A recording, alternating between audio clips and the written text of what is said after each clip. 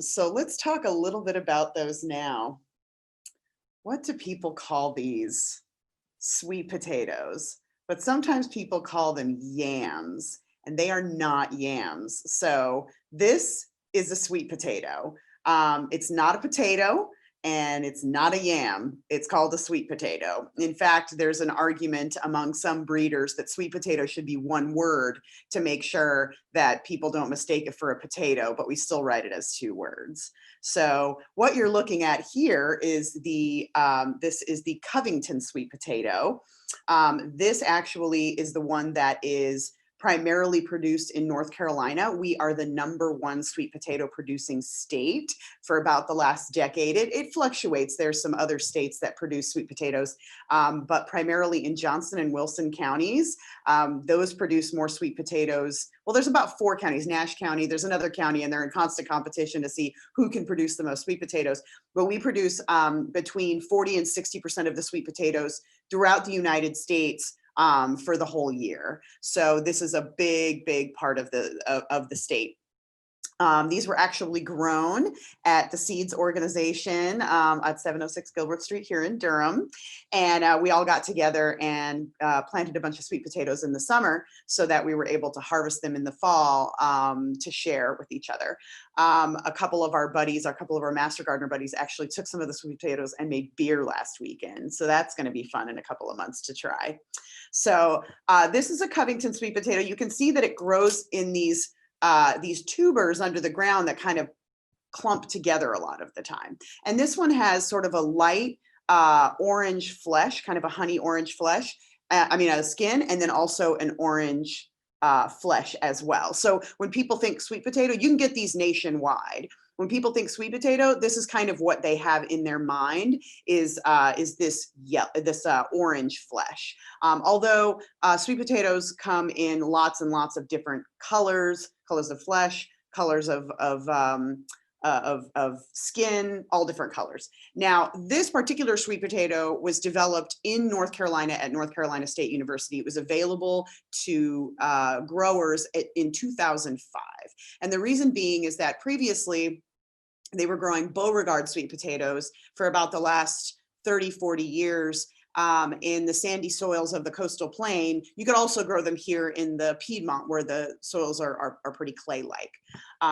The problem with those other sweet potatoes is that you wouldn't get a lot of big tubers off of them. You might get one big tuber and then some smaller little, snaky little tubers that ended up on the edge of the forest or being fed to hogs. And so there were a lot of farmers that were telling their kids, like, don't bother, when you take over the farm, don't plant sweet potatoes, there's no money in it. And then the NC State University sweet potato breeders came up with this sweet potato, and you stick it in the ground, it's resistant to root knot nematodes, and it grows and puts off quite a few large tubers like this. You actually need a license to grow it if you're going to sell it, and so there are quite a few counties in the state that have a license to grow it, and then some other states that have a license to grow it. And then also there's a lot of research going on in Africa surrounding this plant. They're doing a lot of breeding over there, and actually they have licenses to grow it as well. So you can tell by the color that this is very rich in beta carotene. We've always talked on these little talks about different kinds of sort of phytochemicals and antioxidants. They're not vitamins and minerals as we traditionally know them. This is something over and above, different chemicals in plants that are actually antioxidants. So the colors of plants actually give us something that's beyond vitamins and minerals. Those are important too, but usually foods that are naturally colored like this are rich in nutrients. So this, you can tell from the color, is rich in beta carotene, and carotenoids are the yellows, oranges, and reds primarily in fruits and vegetables. And we always, people know that if you eat carrots, it's good for eyesight. And that's because beta carotene turns into vitamin A in your body, and you need that for sight. And so some of these orange varieties are being developed in Africa to feed children and pregnant women to prevent blindness, because vitamin A and beta carotene deficiencies are a real problem there. So beta carotene turns into vitamin A in your body. Beta carotene is also a coenzyme in a lot of other reactions in our body. Don't worry, you won't be tested on this. So it's a good idea to eat a variety of fruits and vegetables with a variety of colors so that you get a lot of coenzymes, antioxidants, things like that. So this is also very appealing to children, this color. And most of the time when people buy sweet potatoes, they're expecting them to be orange because we've been eating the Beauregard for a really long time. And so I'll show you that one. I can't tell if this is a Beauregard or a Carolina Ruby. I'm not sure because we planted, I think, 10 or 12 different varieties over there at Seeds. Actually, the reason we were able to grow this is because the NC State Sweet Potato Lab gave us all the slips. They're constantly doing grow outs and genetic testing and development of different varieties for worldwide nutrition. And so I call them up once a year and they give me a couple of hundred slips and I plant them all over. I share them with a lot of different gardens. So they donated all the slips to us, which is why we were able to grow these without a license, also because we're not selling them. So I can't tell if this is the Beauregard or the Carolina Ruby. If Ken Pacoda, the breeder over at NC State watches this, let me know which one this is because it did come from your lab. But you can see they grow in lots of different shapes and sizes. This is what people expect in the grocery store, is something this size and about this length, but they grow in all different kinds of shapes and sizes depending on the nutrition of the soil, how much it rained, if there was a rock. But what's great is, they used to throw the little ones like this away, but here in North Carolina, people have figured out how to develop lots of value-added farm products. So rather than just fresh eating, they also make powders out of it. They infuse this into sausages. They make juice out of it, muffins, of course, sweet potato pie, that's a Southern staple. But then also things like vodka, like anything that has starch in it can be made into a mash and then distilled into liquor. So interesting that this would actually become something like that. But these are the ones they sell in the grocery, and anything that was weird and funky sized, they would actually process this into something else, like a pulp or a powder or something, because if somebody sees this in the grocery, they're probably not going to buy it because it's so little. Okay, so let's look at some other exciting varieties. So here's a couple of Japanese varieties. This one is called a Murasaki, and it has a white flesh with a purple skin. And this one's an Murasaki, and this one is a purple one with purple flesh, also coming from the NC State labs. So these are delicious for, a lot of times you can actually buy this in a powder from different Japanese websites. And this guy will color foods like beautifully lavender purple. It's really gorgeous. The active phytochemicals in here are called anthocyanins. It's in the skin of this guy, but not in the flesh. But this is in the skin and the flesh. I mean, they almost look the same until you look at them. So, but there's also like white varieties, yellow varieties, peach varieties, rose varieties. There's all different kinds. A lot of times they do have similar fiber, they have similar starch, but they have different phytochemicals that give them different antioxidant qualities in our body.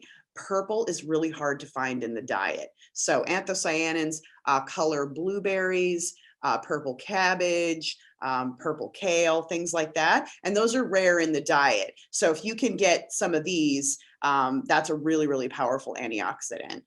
This Murasaki, or the Murasaki, was developed in LSU in 2000. It was released, started in the early 2000s, the breeding of this one. And then this was released to growers in 2008. So that's Louisiana State University.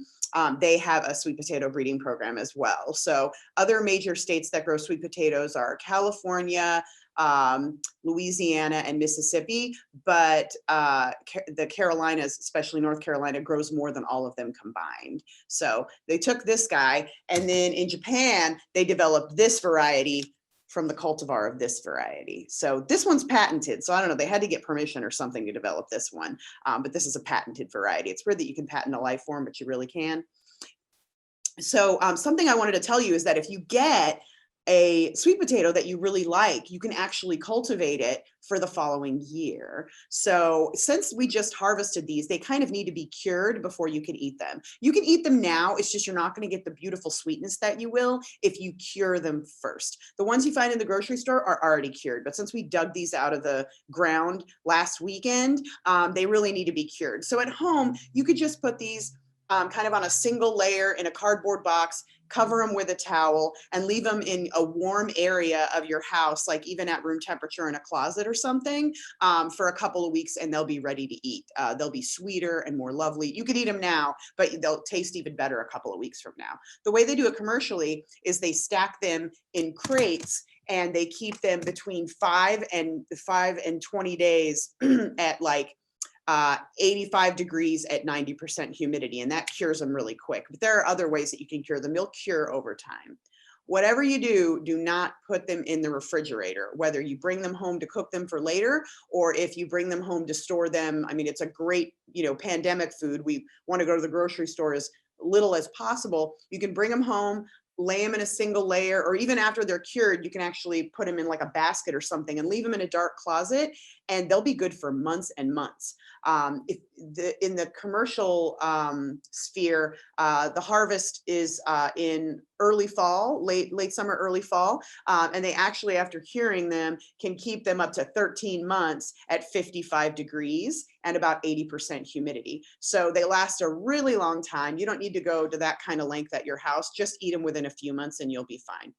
Now, if you like a variety and you want to grow it for next year, about, I would say February, March, there's a couple different ways you can do it. You can take this out, not with a big hole in it like that, and you can actually just set it like near a windowsill, and it will start sprouting little slips, they call them, off of the potato. And then if you want to speed it up, you can actually put this, lay it sideways as the little slips are coming up in a dish of water, or sand and water. I'll cultivate a few of these. I lay them in like a bus tub or like a dish tub, and then put a layer of sand and a little bit of water, and there'll just be all this greenery that's coming off of the top of it. It's really fun, really easy. And then once those come off, once it's warm enough, about mid-May or early May, you want to make sure that the soil temperatures are really warm, because this is a tropical plant. You break those off, you stick them in the ground, you water them, and let them take off. It's really fun and really easy. It's a fun thing to do with kids. You'll often see these, you'll see them on YouTube and things. People will put these in a cup of water with toothpicks around it if it's thin enough, and put it in a cup of water on the windowsill, and it'll put off roots and then also slips. So any way that you want to do it, it's a fun thing for kids to do. If you don't like being outside in the summertime, and who does in the Carolinas, it's blisteringly hot. Let's say you have a summer garden for kids at like a school, and no one's going to be there over the summertime. Sweet potatoes are a great thing to put in because they vine all over the place. They choke out every weed. You're not supposed to water them. They like it blisteringly hot. And they give you a crop when the kids come back from school in the fall. You can harvest all the sweet potatoes and share them with the kids. Also, you can eat the greens of these. People don't know that, but you can eat the greens. Just cut them off and saute them just like spinach. It's a wonderful summer green. There's not a lot of summer greens. Summer is usually for fruits, where spring and fall here in the Piedmont is for roots, shoots, and tubers, except for these guys. So you can grow these tubers over the summer and you get greens. So, whereas in the fall and spring, you get the